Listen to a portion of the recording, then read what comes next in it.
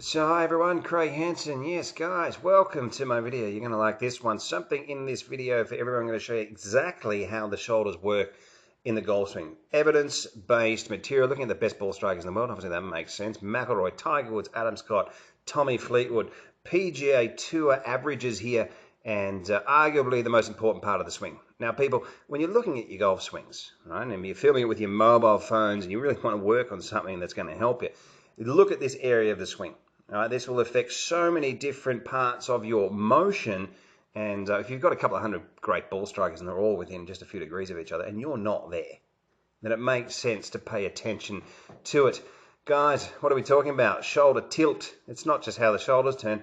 People don't even look at this area of the swing. Absolutely amazing. And when we're drawing a line down, we're looking at two averages here. Now we're seeing the left shoulder is down. It's at 42 degrees. Remember that number. Now when we draw a line back here to the golf ball, we're about a yard outside the golf ball. Tiger Woods from the top of the swing. We'll draw a line down from here. When you're doing this, you're looking at your mid to high irons, 42 degrees. Take Tiger up to the top. Isn't that amazing that both players are in the same position? Now the shoulder plane, people, it works on a steeper plane on the way through. Many people believing that the shoulders work on the same plane. It's just not true. Now when we get down in through the ball, when we get about halfway through and the arms are parallel to the ground and we draw a line down from this side, we'll see that the plane, the tilt, has halved. Okay, so now we're about a half a yard outside the ball. Check out the number, 54 degrees. So we've gone from 42 to 54. Tiger Woods on the way through, halfway through, and we'll draw a line down the shoulder plane there, and we've got around 54, 55 degrees, 42 on the way back. So really a 1 degree difference, or very, very similar. Now, the effect that it has on the swing is absolutely amazing. There is just so many people around the world not even getting close to these numbers. And you guys, if you're after online lessons, there's just no way that I will not be able to improve you given a little bit of time.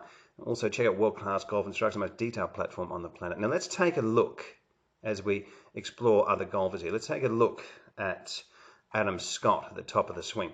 Now, when we get a line, we'll just go back a little bit here. We'll get a line down these shoulders here. Let's have a look at this. So we'll take it down. We've got 43 degrees. A line back in here, and we'll check out his shoulder plane on the way through. Perhaps it's a little bit steeper. We get about halfway through the golf ball here, and we draw a line down there. We're going at 56 degrees here. Draw it down from the line, and once again, have a look at that. Now you're looking at within a couple of degrees here of three amazing ball strikers. Let's move it into Tommy Fleetwood, who many say one of the best iron players on the planet. And we'll draw a line down there, a little bit steeper at 44, 43 degrees, perhaps inside a yard outside the golf ball and through the golf ball now, arms around parallel to the ground. We're getting around 59 degrees, but we're seeing a repeating theme, aren't we? Now have a look at that here with that. There's your shoulder. That's how the shoulders work in the golf swing. Now, if you've got to have a look at great ball strikers, rather than standing in front, like they're human beings, right? Rather than standing in front of the camera and just saying, right, this is how we do it, okay? We need to get in this, well, what's the averages of movement? Can I improve my golf through averages of movement? 39 to 45 degrees. Anthony Kim, remember this guy? What a ball striker this guy was. And then into 59, there's with the ball. So you can see the pattern. Now, what we're seeing by so many players around the world, we're just not seeing that. And it's a shame because people are just not looking at this area of the swing. And when they're getting into their swings, and getting up to the top of the swings, we're seeing really, really flat left shoulder high into the 20 degrees. Now, when the left shoulder's high, people, the right shoulder comes in high. We tip things over just to make contact. You've got to get your pivot right. You've got to get your wrist alignments correct. It's not that difficult if you're just working on the correct things. And after a while, you'll get a swing that is rounded and it has the components and moving in the correct position. Peter Cowan talks about the shoulders. You ask Peter Cowan, I've spent time with Peter, it's been a great week in America, asking him every question that I possibly could. And he was mentioning that the shoulders are just simply the most important part of the swing. World Class Golf Instruction has over 700 detailed videos for every golfer.